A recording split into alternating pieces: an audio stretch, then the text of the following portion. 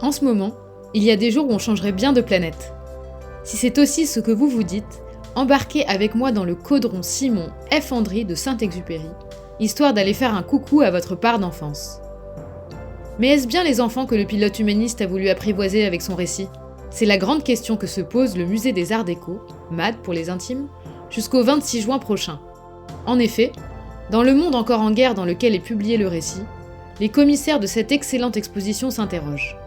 Antoine de Saint-Exupéry a-t-il vraiment voulu écrire un livre pour enfants, ou s'adressait-il aux adultes un peu bancals, trop occupés à ravager la planète pour lire un conte ? La vie de ce Lyonnais intrépide, frustré par l'inaction, est ici décortiquée sous tous les angles.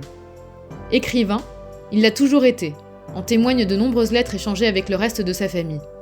Des talents littéraires, nourris par ses très nombreux voyages autour du monde, qui donneront des livres comme Vol de nuit, prix Femina en 1931. Il y a aussi le côté illustrateur de Saint-Ex. Sur les missives qu'il envoie à sa mère, mais aussi à ses camarades d'aviation et grands amis, toujours de petits dessins, des gribouillis qu'il prendra soin de retravailler quand il s'agira enfin de matérialiser son Petit Prince. Le conte sortira en 1943 dans son pays d'adoption, les États-Unis. Pourtant, son auteur ne connaîtra jamais le succès retentissant du message humaniste de son œuvre dans le monde, puisqu'il sera abattu avec son avion le 31 juillet 1944 lors d'une mission de reconnaissance.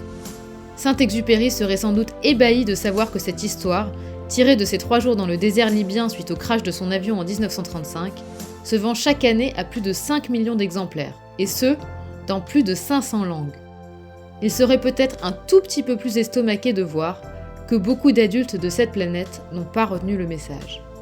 En attendant, l'exposition est bondée et je slalome entre des enfants qui se prennent pour des comètes et leurs parents un peu dans la lune. Et ça, c'est déjà bon signe.